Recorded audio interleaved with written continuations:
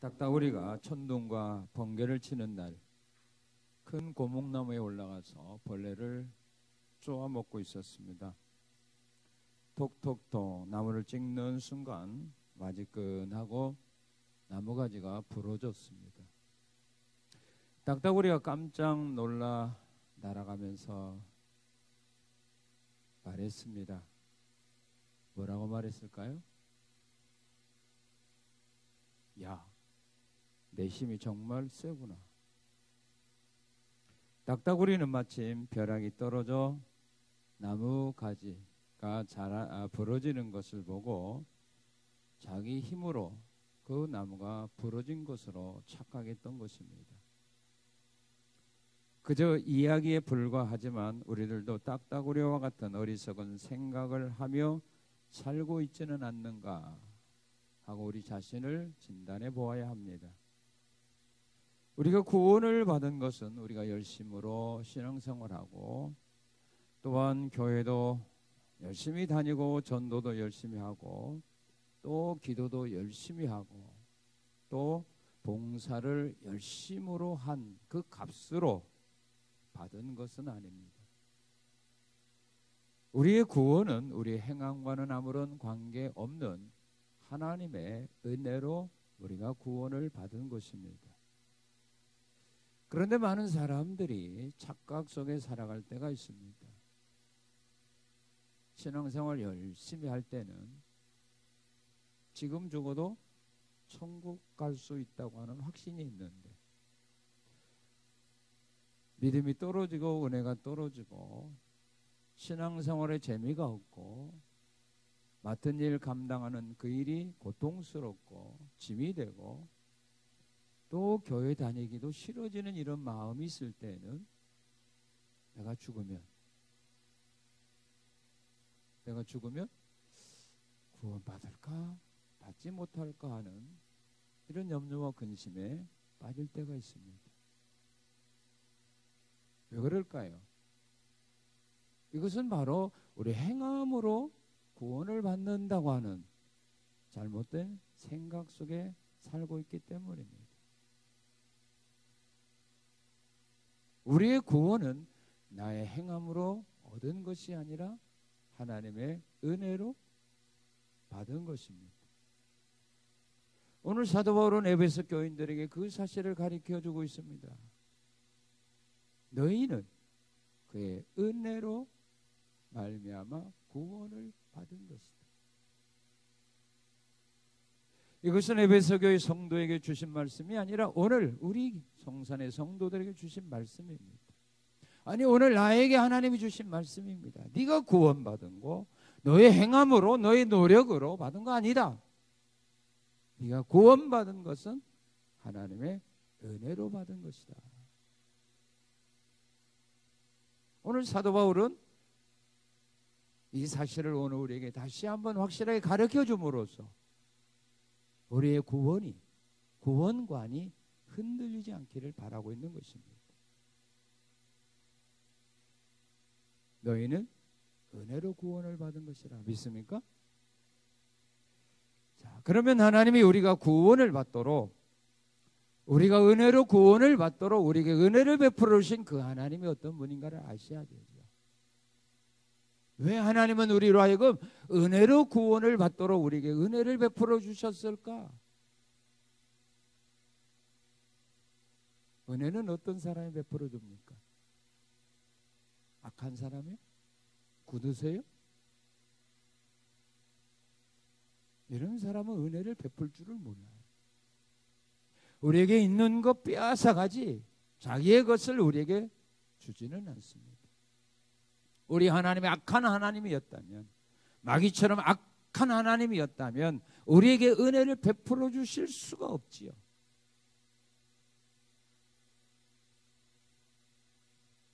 하나님이 왜 나에게 은혜를 베풀어 주어서 구원을 받게 하셨을까? 그 하나님은 바로 이런 하나님이었기 때문입니다. 자, 오늘 우리 본문 4절을 한번 읽겠습니다. 4절 시작. 긍휼이 풍성하신 하나님이 우리를 사랑하신 그 큰 사랑을 인하여 긍휼이 긍휼이 풍성하시기 때문입니다. 긍휼이 적었다면 우리에게 베풀어 줄 수 있는 긍휼이 없어요. 나 먹고 살기도 힘든데 다른 사람을 먹여 살리기는 힘들어요. 여유가 있는 사람은 가능하지만 여유가 없는 사람은 마음뿐이지 행동으로 옮기기가 너무 힘들다 그 말입니다. 우리 하나님의 긍휼이 적었다면 우리에게 베풀어 주실 긍휼이 없어요. 그런데 우리 하나님은 긍휼이 넘쳤다. 긍휼이 풍성하신 하나님입니다.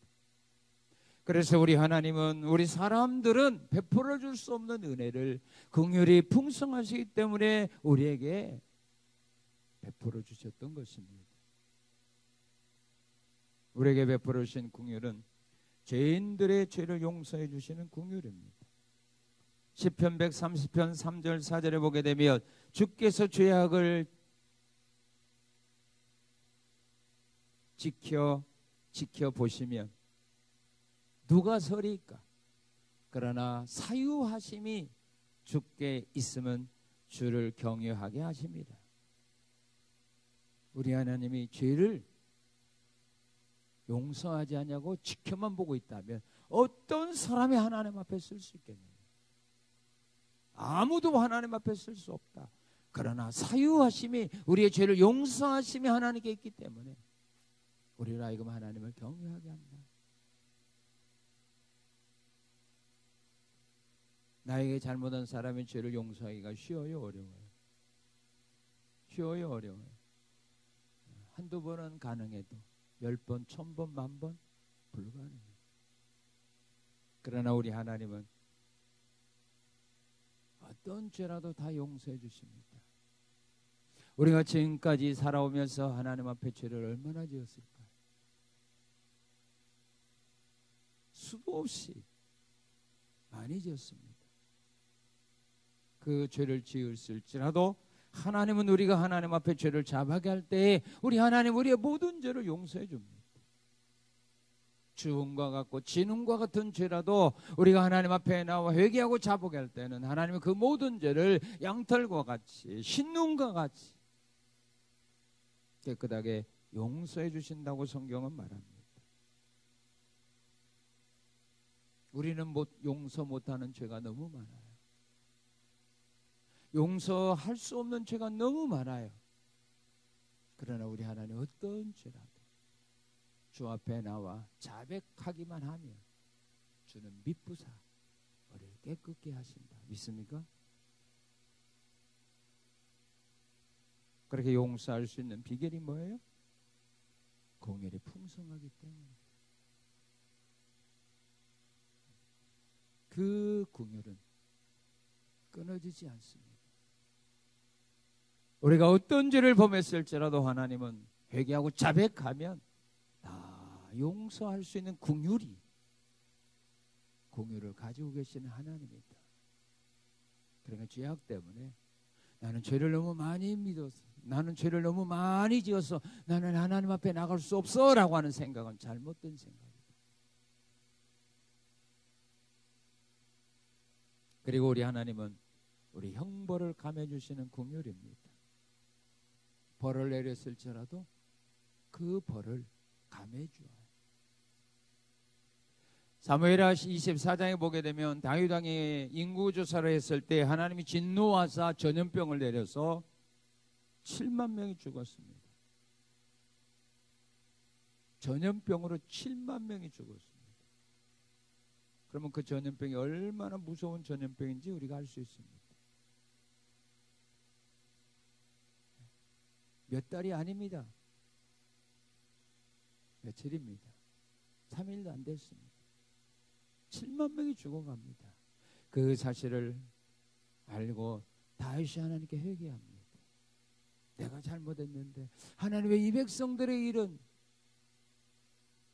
징계를 내립니까? 차라리 나와 내 집안을 치소서.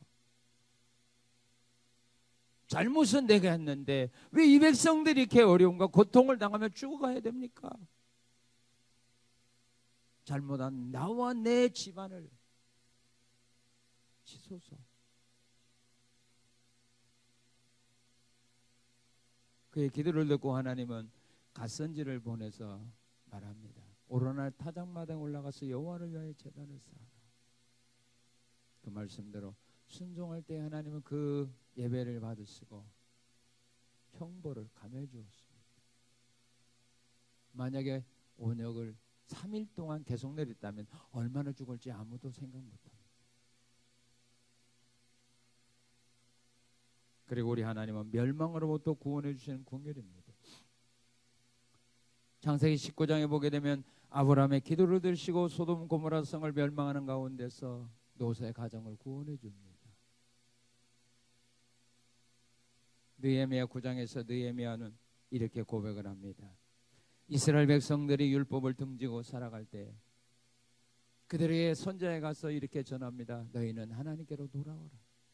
너희는 하나님께로 돌아와야 산다라고 권면하는 선지자들을 그들이 죽였을 때 하나님이 그들을 대적의 손에 넘겨서 포로 생활하면서 혼란과 고통 속에서 그들이 하나님 앞에 부르짖어 간구할 때 하나님이 그들을 구원해 주셨다.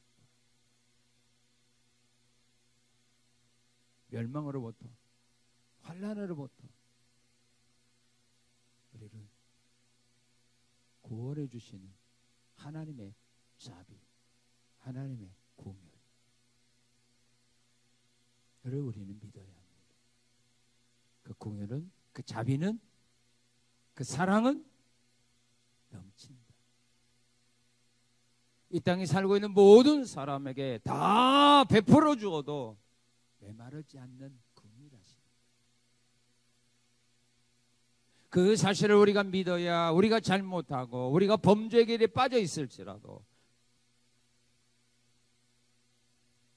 희망을 가지고 하나님께 나올 수 있는 힘이 된다 이 말이에요. 다른 죄는 몰라도 이 죄는 하나님도 용서 안 할 거야. 이런 잘못된 생각 속에 빠져 있어서는 안 된다는 말입니다.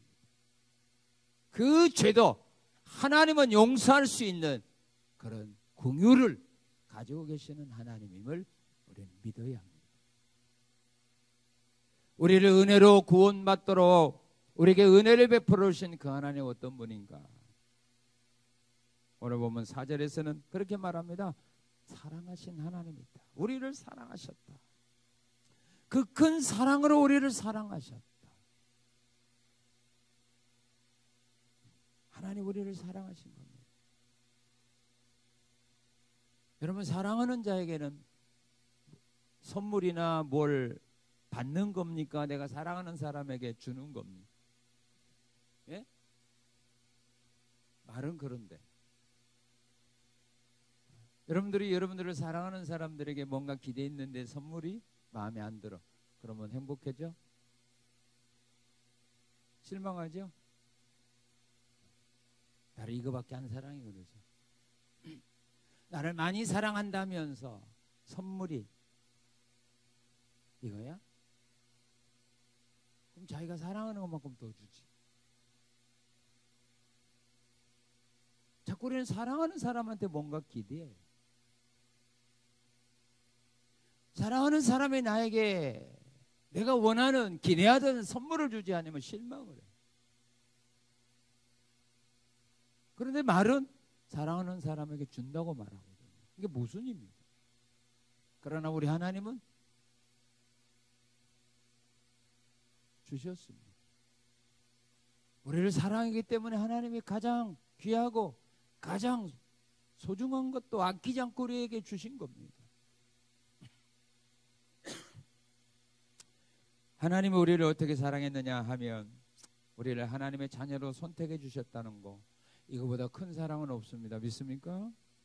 이보다 큰 사랑은 없죠. 에베소서 1장 4절을 보게 되면 하나님이 창세된 우리를 하나님의 자녀로 선택해 주셨습니다. 데살로니가 후서 2장 13절에서 바울은 데살로니가 성도들에게 이 귀한 사실을 가르쳐 줍니다. 너희가 마땅히 하나님께 감사할 것은 하나님이 처음부터 너희를 택하사 성령의 거룩하게 하심과 진리를 믿음으로 구원을 받게 하신 거다. 처음부터 너희를 택하사. 하나님이 우리를 택하지 않았다면 우리는 예수 믿을 수가 없는 겁니다. 처음부터 택해 놓은 겁니다. 창세전에 우리를 하나님의 자녀로 선택해 주셨다는 거. 그래서 하나님 우리에게 은혜와 믿음을 선물로 주어서 우리를 하여금 예수를 믿고 구원받게 했다는 거 우리는 감사하며 살아가야 됩니다. 그런데 어떤 사람은 자기가 예수 믿은 것을 감사하지 않냐고 원망하는 사람도 있죠. 내가 어쩌다가 예수 믿어서 그러니까 그건 고통을 당하며 사는지 모르겠다고. 그건 원망할 일이 아닙니다. 우리가 예수 믿는 거 원망할 일이 아닙니다. 이건 감사 또 감사할 일입니다. 하나님이 나를 사랑하사 나를 하나님의 자녀로 선택해 주신 거 얼마나 고맙고 감사합니까?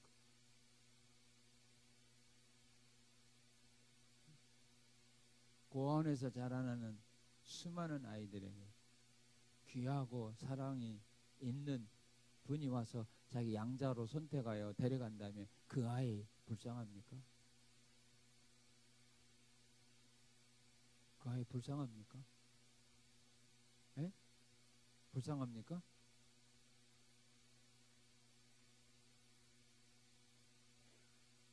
많은 사람이 부러워할 일 아닙니까?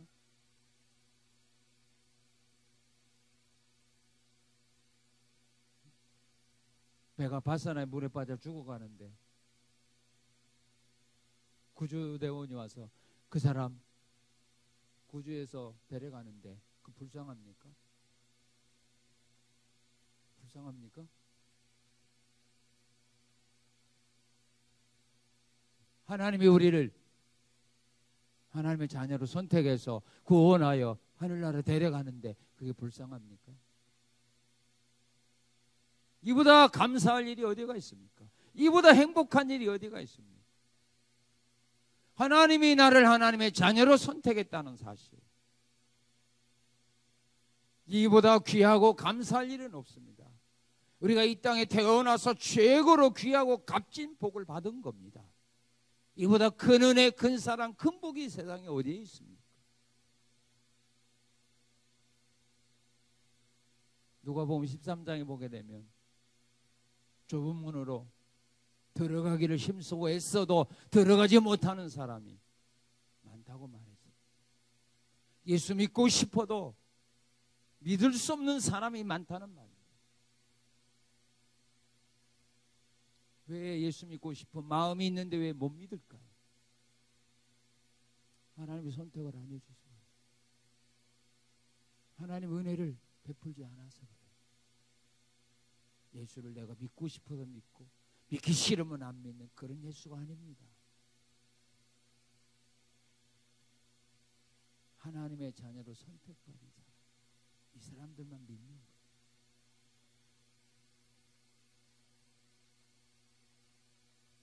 그리고 우리를 사랑하셨기 때문에 우리를 구원해 주시려고 독생자 예수를 보내주신 거 아닙니까?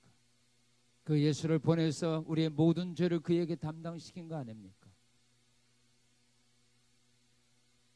그리고 우리가 아직 죄인 됐을 때 우리 죄를 담당하시고 죽게 하신 거 아닙니까? 그래서 우리의 죄 문제 해결해 주시고 구원의 문제를 이루신 거 아닙니까? 여러분들이 아무리 사랑한다고 그 사람을 위해서 여러분들이 하나밖에 없는 자녀 그를 위해서 죽게 하겠습니까? 그 정도 사랑하는 사람이 있습니까?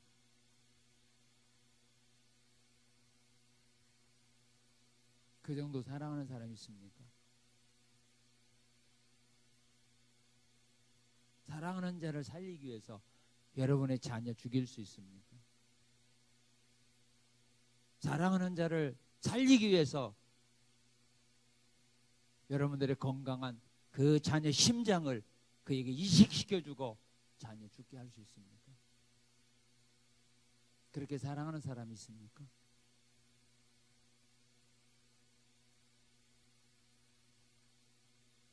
없죠. 그런데 우리 하나님은 하셨지 않습니까? 우리를 살리기 위하여 자기 아들을 땅에 보내어 십자가에서 피 흘려 죽게 한 거 아닙니까? 이렇게 하나님 우리를 사랑한 거예요. 그 사랑을 받아서 우리가 구원받은 거 아닙니까? 그 사랑의 은혜로 우리가 지금까지 살아오는 거 아닙니까? 그 큰 사랑을 우리는 망각하고 살 때가 그런데 너무 많습니다. 그리고 성령을 선물로 주셔서 하나님을 아버지로 믿고 부르게 합니다. 우리에게 양자의 영을 선물로 주셔서 하나님을 아빠 아빠라 부르고 살게 합니다. 이게 큰 은혜입니다. 사랑이 크기 때문에 이런 사랑을 나에게 베풀어 주신 겁니다. 하나님이 사랑이 풍성하지 않았다면, 긍휼이 풍성하지 않았다면 이런 사랑과 자비를, 긍휼을 우리에게 베풀 수가 없습니다. 우리에게 은혜로 구원을 받게 할 수가 없습니다. 그런데 긍휼이 풍성하시고 사랑이 컸기에 우리에게 이런 은혜를 베풀 수가 있었던 것입니다. 자, 우리가 은혜로 구원을 받기 전에는 그러면 어떤 삶을 살아왔는가? 하나님 우리에게 은혜를 베풀어 주는데 은혜를 받을 만한 자격이 있었느냐? 사랑을 받을 만한 자격이 있었느냐? 없었습니다.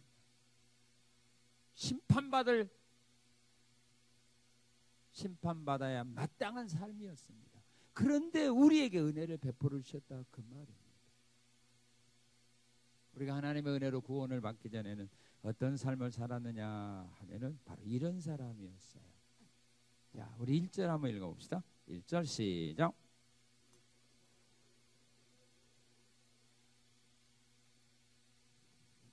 (5절) 시작. 예, 죄와 허물로 뭐예요? 허물과 죄로 예? 죽었던 사람. 그런데 가끔 기도할 때 그런 기도들을 하죠. 무슨 기도들 합니까? 죄와 허물로 죽어가는 저 영혼들을 살려달라고. 그런 기도 들어본 일 없어요? 있어요, 없어요? 들어봤으면 또 여러분들 해봤어요, 안 해봤어요? 죄와 허물로 죽어가는 저 영혼들, 그렇죠? 죄로 죽어가는 영혼들을 살려달라고, 구원해달라고. 성경적이에요, 아니에요? 예?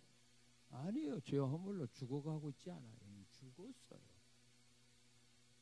죄와 허물, 우리는 죽은 겁니다. 죽어가고 있는 자들이 아닙니다. 죽었습니다.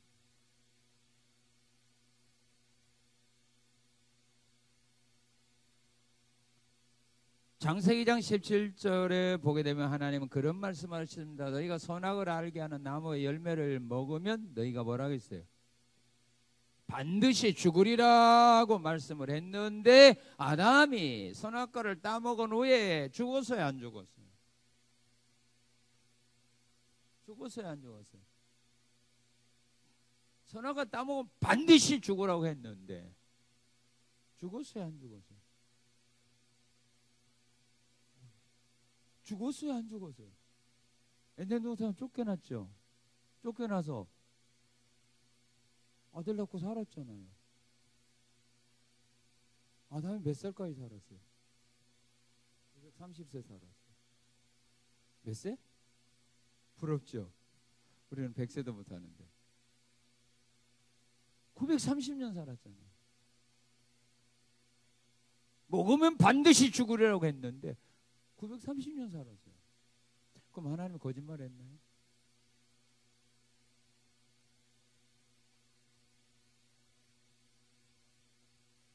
하나님 거짓말 했나요? 먹으면 죽는데 930년 살았거든요.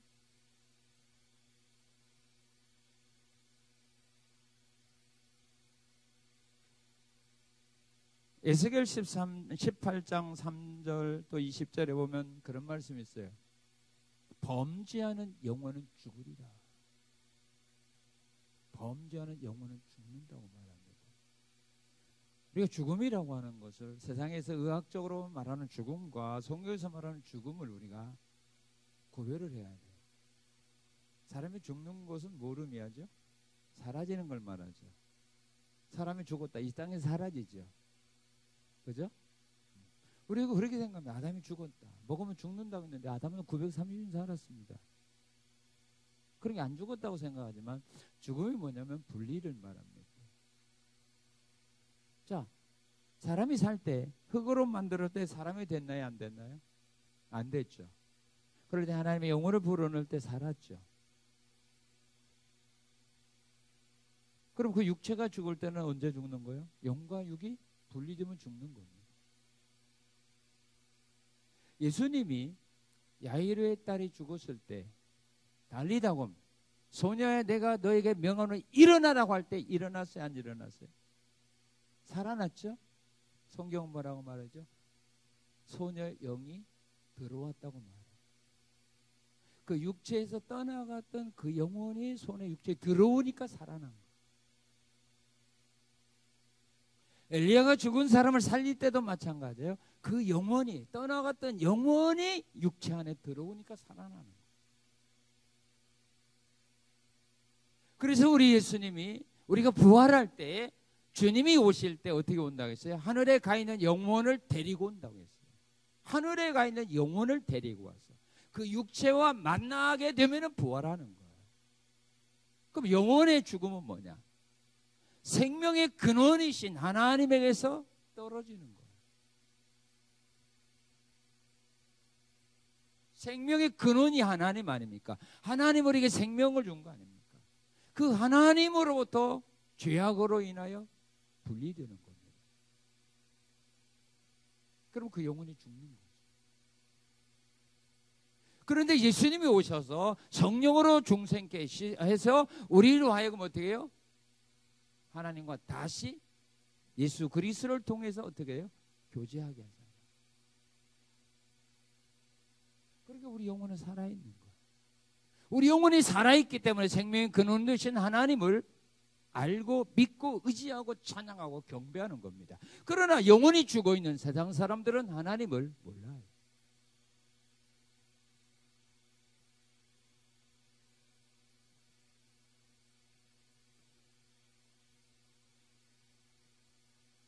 자, 이 꽃은 살았어요, 죽었어요? 그럼 여기서 꺾는 순간 이 꽃은 살았어요, 죽었어요? 죽은 거죠. 그런데 바로 시듭니까? 바로 시듭니까? 시간이 가야 되죠. 아담이 하나님과 교제가 끊겨버렸죠. 범죄. 이사야 59장 1절 2절에 보면 그렇죠. 내가 손이 짧아서 너희를 도와주지 못하는 것도 아니고 내 귀가 어두워서 듣지 못한 거니라. 너희와 나 사이에 뭐가? 죄가 가로막아. 죄가 하나님과 우리 사이를 끊어버린 거예요.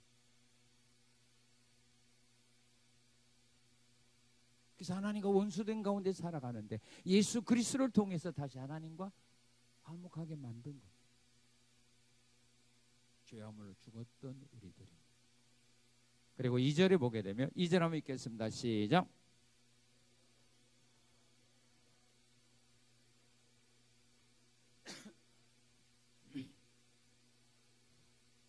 예, 이 세상 풍조를 따르는 사람이었습니다. 이 세상 풍조들, 이 세상 풍속들을 따라다니는 사람이었습니다. 그래서 제사 드리고 고사 지내고 점도 치고 굿도 하고 또한 연초가 되면은 뭐죠? 지갑에 넣고 다니는 거 부적, 그죠? 뭐 배그 밑에도 넣어주고 그러죠. 그리고 지금은 좀 없지만은 옛날에 보게 되면 장사 잘 되라고 마른 명태 문 앞에 달아놓고 그랬죠. 그랬죠? 그게 이 세상 풍속이죠. 지금 제사 지내는 거, 고사 지내는 거. 이게 다 이 세상 풍조입니다. 예수 믿기 전에는 우리가 은혜로 구원받기 전에는 이 세상 풍조를 우리도 따라갔던 사람들입니다. 고린도전서 10장 20절을 보게 되면 제사는 귀신에게 하는 거라 그렇게 말합니다. 그리고 2절에 보게 되면 공중권세 잡은 자를 따랐던 사람들입니다. 사단을 따르고 마귀를 따르고 귀신을 따랐던 사람들입니다. 역대상 10장 13절 14절을 보게 되면 사울이 하나님의 응답을 주지 아니하자 신접한 여인을 찾아가서 물어봅니다. 오늘 사람들이 기도에도 응답이 없고 말씀에도 응답이 없으면은 그래도 가장 쉽게 응답받는 길이 있죠. 어디죠? 점쟁이. 유튜브에 보니까 어떤 유명한 여자 점쟁이가 그 유튜브에다가 실어놨는데 그런 말을 하더라고요. 자기에게 찾아오는 손님들 가운데 30%가 예수 믿는 사람들이라고. 그런데 그 중에는 목사도 있더라고요. 목사도 있고 장로도 있고 권사도 있고. 그럼 뭐 집사 평등인도들은 넘치겠지. 목사도 오더라고요. 부산에 있는 어떤 큰 교회 목사가 오더라고요. 2번인가 왔대요. 공중권세 잡은 자를 따르는 사람.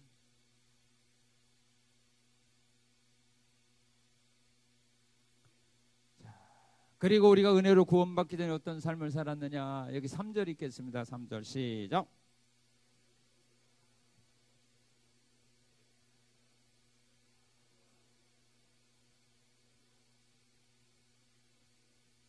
예, 육체의 욕심을 따라 마음에 원하는 대로 살아갔던 사람들입니다. 그래서 자기 하고 싶은 대로 했습니다. 먹고 싶은 거 먹고 하고 싶은 일 하고 자기 마음에 원하는 것 다 했습니다. 이게 바로 은혜로 구원받기 전에 우리의 삶이었습니다. 그런데 예수를 믿은 후에는 여기로부터 우리가 벗어나는 겁니다. 이 세상 풍속에서 벗어나는 겁니다. 이 세상 신을 따르는 거기에서 우리가 벗어나는 겁니다. 그리고 자기의 욕심대로 육체의 욕심대로 하고 싶은 대로 하던 삶이 이제는 말씀에 순종하려고 노력하고 자기 자신을 쳐서 복종시키는 이런 삶으로 변화되는 겁니다.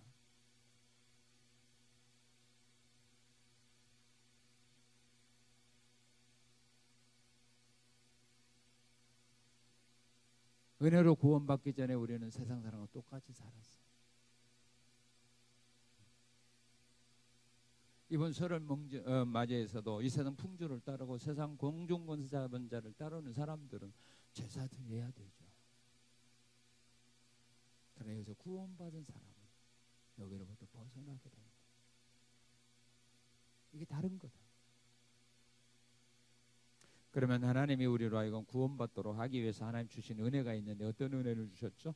자, 우리 8절 읽겠습니다. 8절 시작.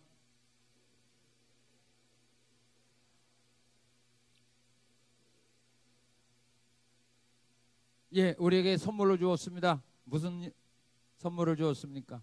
백화점 상품권? 무슨 선물 주었죠? 예? 믿음을 선물로 주었어요. 믿음을 선물로, 구원을 받을 수 있는 믿음을 선물로 주었다 이 말입니다. 구원은 믿음으로 받는데 그 믿음이 내게서 나온 것이 아니라 조상으로부터 우일받은 것이 아니라 하나님이 우리에게 주신 선물이에요. 믿음은 사람의 것이 아니에요. 믿음은 사람이 줄 수 있는 것이 아니에요. 믿음은 하나님이 우리에게 주시는 선물이에요. 갈라디아 3장 23절에 보게 되면 믿음이 오기 전에는 그런 말을 했어요. 믿음이 오기 전에 우리는 율법 아래 있었지만 갈라디아 3장 25절에 보게 되면 믿음이 온 후에는 율법에서 벗어났다고 해요. 믿음이 오기 전과 믿음이 온 후에 믿음이 오는 거지 내게서 나오는 거가 믿음이 오기 전에는 우리가 율법 아래 있었는데 믿음이 온 후에는 초동한문 교사 아래 있지 않게 됐다. 이제 율법 아래 있지 않게 됐다.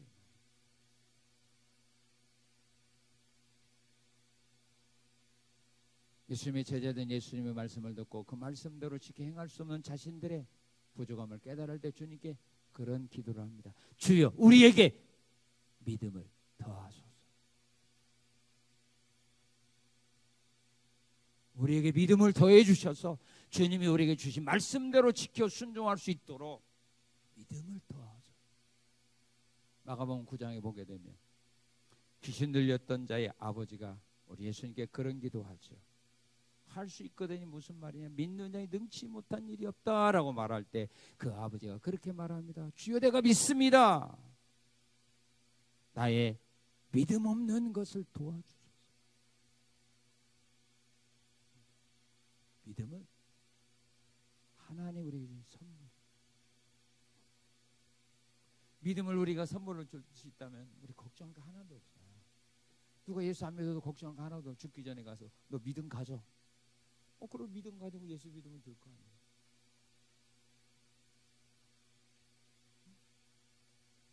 믿음을 목사가 성도들에게 선물로 줄 수만 있다면 목사 걱정할 거 하나도 없어요.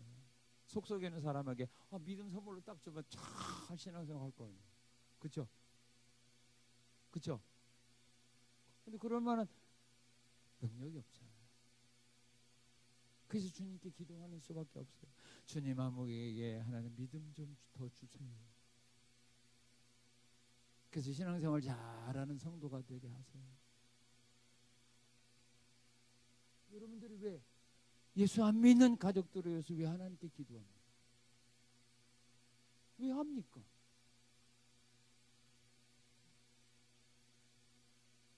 왜 교회 잘 나오지 않는 사람을 위해서 왜 하나님께 기도합니까? 우리가 믿음을 선물로 줄 수 없어서 그래요. 그래서 하나님께 기도하는 거예요. 하나님, 아무에게 믿음을 주세요. 은혜를 주세요. 그래서 믿음 생활 잘하는 자가 되게 해주세요. 믿음을 선물로 주시고요. 자, 또 어떤 은혜를 주시냐면 우리 5절 읽겠습니다. 5절 시작.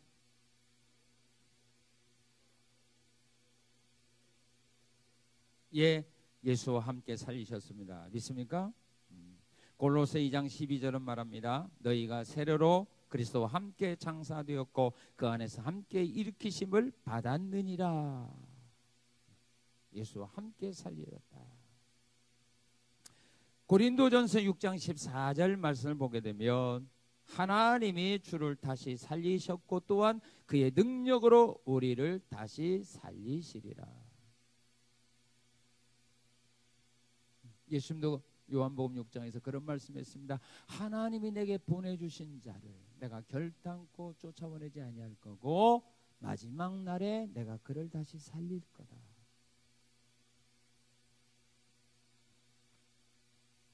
하나님은 우리 영혼을 살리셨고 또한 우리의 육체도 주님이 부활하신 재림하는 날 살려주십니다. 우리는 이미 예수와 함께 살아난 겁니다. 로마서 6장에 보면은 예수님 십자가에 죽었을 때 거기에 나도 같이 죽은 거고 죄의 몸에 예수님 부활할 때 우리도 같이 그 부활에 동참한 자가 된 겁니다. 예수님은 혼자 죽고 혼자 죽은 거 아닙니다. 예수님과 우리가 같이 죄의 몸을 죽고 의의 몸은 예수와 같이 살아난 겁니다. 그리고 6절에 보게 되면 예수님 안에서 함께 하늘에 함께 하셨습니다. 하늘나라. 골로새 1장 13절에서 사도 바울은 이렇게 가르쳐줍니다. 그가 우리를 흑암의 권세에서 건지사 그의 사랑의 아들의 나라로 옮기셨으니 그랬어요. 흑암의 나라에서 우리를 건지사 그의 사랑의 아들의 나라로 우리를 옮기셨으니 이미 우리는 하늘나라로 옮김받은 자의 삶을 사는 겁니다. 우리는 이 땅에서도 천국의 백성으로서 천국 생활을 누리며 살게 하나님 만드셨다 그 말입니다. 우리 예수는 그런 말씀을 했습니다. 성령이 너희 안에 거하면 너희에게 이미 천국은 임했다고.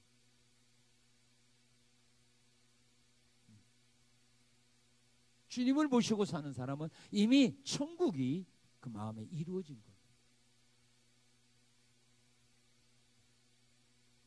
그런 자들이 바로 하늘나라 가는 겁니다. 자, 그렇다면 하나님이 귀하고 아름다운 구원을 왜 우리에게 은혜로 주셨을까?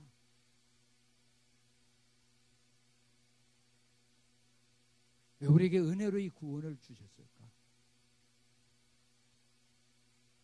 돈 받고 팔지. 그죠? 이렇게 귀한 것을 왜 은혜로 주셨을까? 죄함으로 죽었던 나를, 이 세상 풍속을 따라가던 나를, 이 세상 신들을 섬겼던 나를, 육체의 욕심을 따라서 자기 마음대로 세상을 살아갔던 나를 왜 하나님은 은혜로 구원해 주었을까? 거기는 이유가 있을 거 아니에요. 그렇죠? 대답을 하나? 알아. 몰라도 좋다 이 말이에요. 왜 우리 행위로 구원하지 않냐고, 왜 은혜로 구원해 줬을까? 이 사실을 우리가 알아야 돼요. 왜 하나님이 나를 은혜로 구원해 주었는가? 이 사실을 우리가 알아야 돼요. 이 원인을 알아야 돼요. 그래야 우리가 겸손하게 하나님의 뜻에 맞는 신앙생활을 하는데, 이걸 몰라요. 왜 은혜로 구원해 줬는지를 몰라요. 그래서 자기 잘난 체 하는 거예요. 그래서 교만 뜨는 거예요. 그래서 다른 사람을 무시하는 겁니다. 왜 은혜로 구원해 줬을까? 알죠? 몰라요? 왜 은혜로 구원해 줬는가? 바울 사도는 가르쳐 줍니다. 왜 하나님 이 귀한 것들을 은혜로 주셔서 구원해 줬을까? 왜 우리에게 믿음을 선물을 줘서 구원해 줬을까? 왜 독생자 예수를 우리에게 희생의 제물로 주셔서 우리를 왜 구원해 주었을까? 무슨 하나님의 뜻이 있을까요? 왜 구원해 줬는가? 이유는 이거예요. 우리 7절 읽겠습니다. 7절 시작.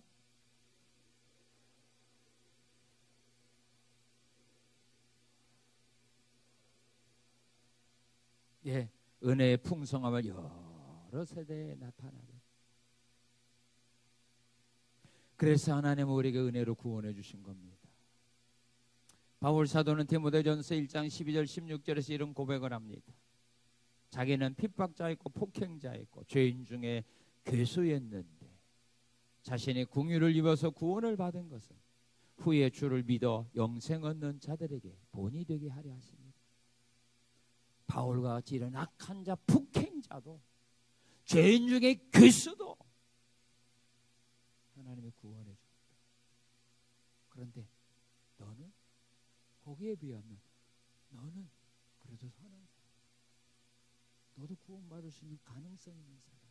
그러니 포기하지 마. 그걸 보여주기 위해. 그래서 누가복음 23장에 보게 되면 살인자, 강도가 죽기 전에 예수님께 구할 때 낙원을 허락. 그때 너는 안 돼. 너 같은 죄인은 안 되라고 거절했다면 우리도 예수 앞에 나오기 너무 힘들어. 근데 그런 사람도 주님이 다 구원해 줬잖아요. 바울과 같은 악한 사람도 구원해 줬잖아요. 뭐를 위하여? 본이 되게 하기. 바울과 같은 악한 자도, 강도와 같은 악한 자도 우리 하나님은 구원해 주셨어요. 그러니 이 땅에서 구원받지 못할 죄인은 하나도 없어. 그걸 우리에게 보여주기 위하여 여러 세대에 그것을 전하기 위해서. 그래서 그 악한 사람들에게 하나님은 긍휼을 베풀어 주어서 구원해 주셨다 이 말입니다. 은혜로 그들에게 무슨 대가를 얻었다면 우리는 희망이 없잖아요. 그래서 하나님은 은혜로 구원해 줍니다.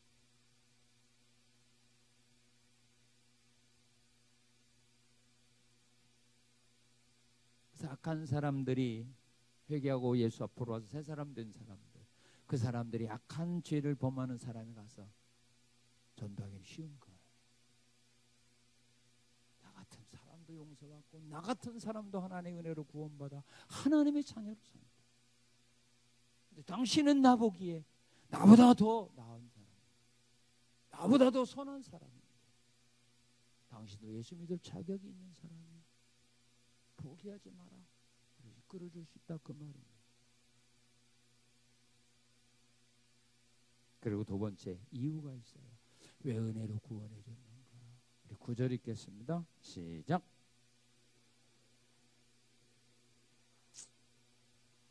예, 누구든지 뭐 하지 못하기 위해서 사랑하지 못하게 하려고 은혜로 구원해 주셨다 그 말입니다.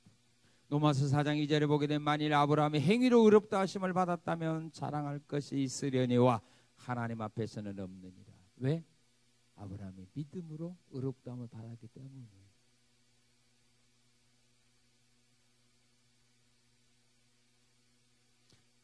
자기 실력으로 자기 능력으로 학교에 들어가고 취직한 사람들은 자랑거리가 있죠.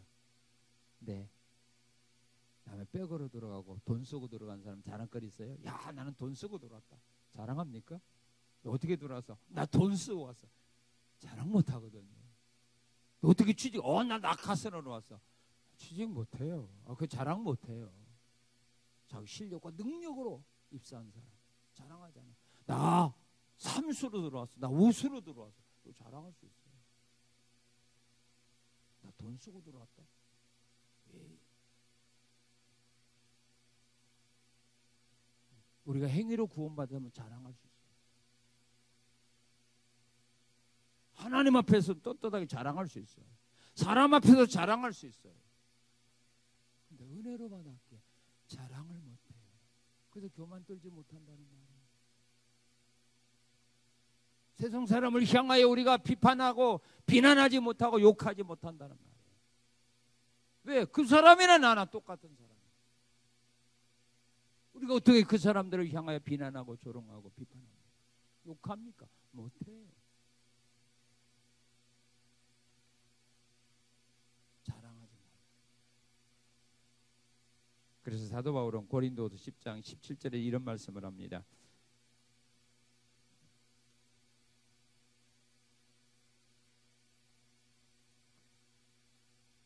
자랑하는 자는 주 안에서 자랑하라. 고린도서 10장 17절에 자랑하는 자는 주 안에서 다 우리 예수 안에서 자랑하고 예수님 자랑해야 돼요. 자기 자랑하지 마세요. 우리 자랑할 만한 뭐 없잖아요. 다 주님이 내게 주신 거 아닙니까? 건강도 재능도 물질도 다 하나님이 내게 주신 거지 내 거가 뭐가 있습니까? 우리가 태어나면서 가져온 거 아무것도 없지 않습니까? 은혜로 구원받았기 때문에 자랑하지 못합니다. 세 번째, 왜 은혜로 구원해 줬을까? 10절 시작.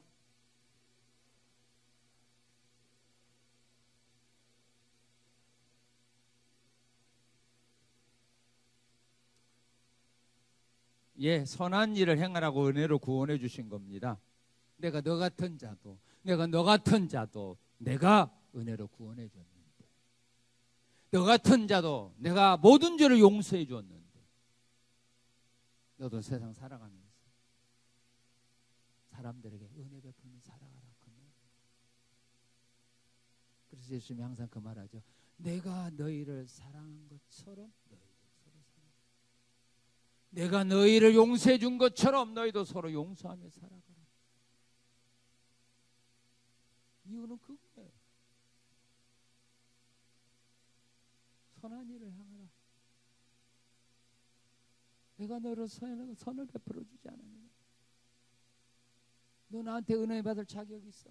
너 나한테 사랑받을 자격이 있어? 없잖아. 그런데 내가 너의 사랑해 줬고 내가 너에게 은혜 베풀어 줬고 내가 너를 어려운 속에서 건져 주었잖아.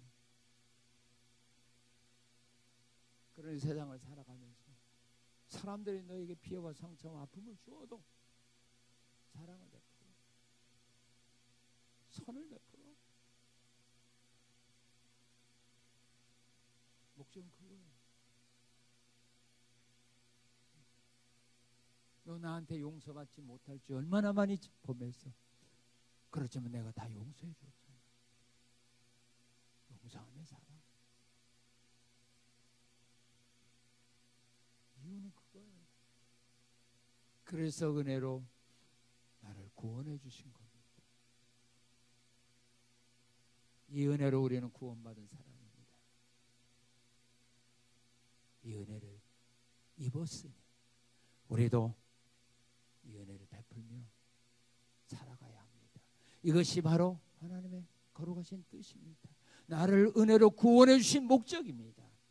이 아름다운 열매를 맺으며 앞으로 남아있는 삶을 살아 우리 성산의 성도들이 되시기를 주님의 이름으로 축원합니다. 감사합니다. 감사합니다. 죄의 함을